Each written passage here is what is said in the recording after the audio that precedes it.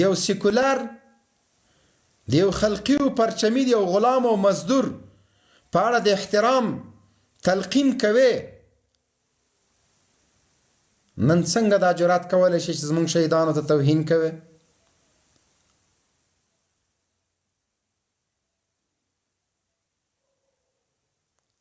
جنرال ازق چې د میلار په غیږ کې مردار شو، د شهید لقب ورکوي، راشه نن ته ما سره په آزاده فضا کې کېنه، د ځوانانو د اذهانو د خرابولو په خاطر باندې ته کېنه ما سره، ما ته د شهید تعریف وکړه چې په کومه عقیده په کوم بنیاد باندې ته خپل مردار ته شهیدان وایې.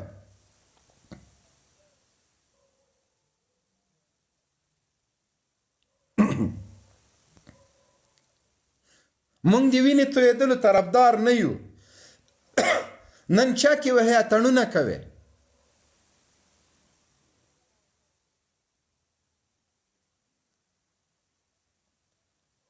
څه فکر کوي چې خلیل حقانی به نور څومره عمر پاتې و؟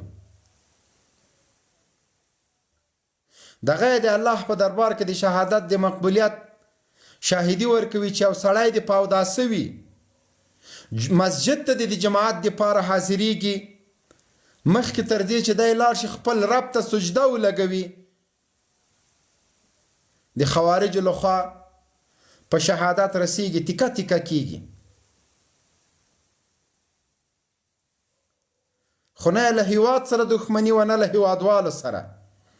د مهاجرینو د راستنېدو مسؤلیت درلوده، ښه په میړانه یې دغه مسؤلیت ته وږه ورکړې وه، خپل افغانان یې غیږې ته نږدې کول، له ځان نه یې سیمټي دیوالونه نه وو تاو کړي، د مرګ له ویرې نه له افغانانو لرې نه وو.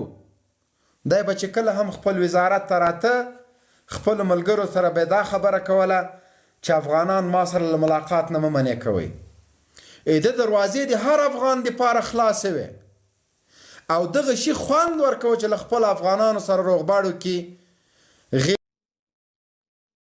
غیږه مرده دښمن، مکار دښمن، د الله او د الله د رسول د دین دښمنان د ده له مینې و له الفت نه د ده له زړورتیا نه سوء استفاده کوي او دی شهادت رسوي. د شهید وینه زمونږ دپاره تیل دی، دا کاروان پې باندې روان اوسیږي. زمونږ جذبات د دې ملت زړورتیا او د دې ملت اتفاق او اتحاد ته زیان نه رسوي، بلکې دا په مونږ کې لا یووالی راولي.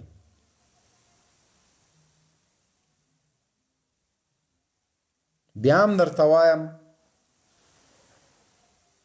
بیا هم درته وایم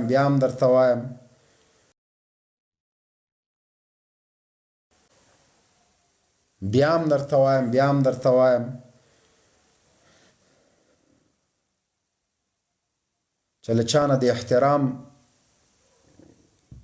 غوښتنه کوئ، بس یو 2000 کسان درته کیني وروره مځکه او اسمان سره کته کوي، هله چې فلاني ته 2000 کسان ناست دي. افغانانو د غازیانو اذهان خراب نه کړي او څوک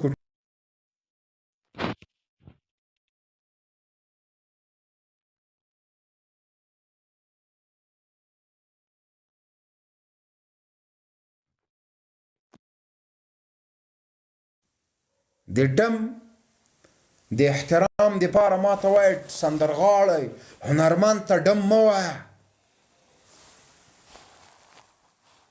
د لچک زامنو لایف د سره شیر کې شیشه وټکوئ، هېڅ قرار په خپلو ځایونو باندې کښېنئ، دعا یې ورته کوئ، د مغفرت دعا یې ورته کوئ. دلته له ټولو لیدونکو نه مو هیله دا ده، هغه لیدونکي چې مسلمانان دي، هغه لیدونکي چې افغانان دي، هغه لیدونکي چې په ورځ د آخرت باندې عقیده لري، پس له مرګه په ژوندون عقیده لري، د قیامت ورځ حساب او کتاب مني، هغوی د ټول په شریکه باندې ووایي چې اللهم صل علی محمد، درود شریف د تر آخره پورې ووایي، 7 ځلې د الحمدلله او 3 ځلې د قل والله ووایي او ټول ثواب دی د دې عصر اتل د دوو جهادونو غازی او قهرمان شهید خلیل الرحمن حقانی تقبل الله ته ډالۍ کی او د مغفرت دعاګانې د ورته وکړي. موږ مسلمانان یو، زموږ عقیده دا ده چې د یو مسلمان دعا د بل مسلمان په حق کې قبلیږي. یو مسلمان چې د بل مسلمان مرحوم یا شهید مسلمان خوبیان پس له مرګ بیان کړي چې دغه نیکي وه، الله تعالی هغه مرحوم بخي. نو دا زموږ او ستاسو د ټولو لیدونکو دپاره یو درخواست لرم، یو هیله لرم چې شهید د شهیدانو سردار اتل او غازی شهید خلیل الرحمن حقانی تقبل الله پسې دعا وکړئ، درود شریف ووایئ، دومره وخت مو نه نیسي او د مغفرت دعاګانې ورته وکړئ. دا هیله، دا ارزو، دا امید مې یوازې له هغه مسلمانانو ده چې په ورځ د آخرت باور لري، پس له مرګه په ژوندون باور لري، په جهنم او په دوزخ په جنت باندې باور لري، په ملائکه الله او د هغه په رسول باور لري. صرف هغه مسلمانانو ورونه نه مې دا هیله ده. یو څوک چې په جهاد باور نه لري، یو څوک چې په شهادت باور نه لري، یو څوک چې په اسلام باور نه لري، یو څوک چې په صحابه او باور نه لري، هغوی خو طبعا د موږ د صف نه دي. نو ټولو عزیزانو دوستانو نه مې عاجزانه هیله ده، دا زموږ باندې حق ده، د دې ملت دپاره، د افغانستان د آزادولو دپاره جهاد کړی، منډې او ترړې کړي دي. دغلته 3,000 کسان چې کوم لایف ته ناست دی، اول در سره لایف شیر کړي. بیا مې له ټولو نه هیله ده چې دغه د جهادونو اتل، دغه غازی او شهید دې ته د مغفرت دعاګانې وکړي او الله پاک د دې د وینو له برکته افغانانو کې اتفاق او اتحاد لا پیاوړی کړي.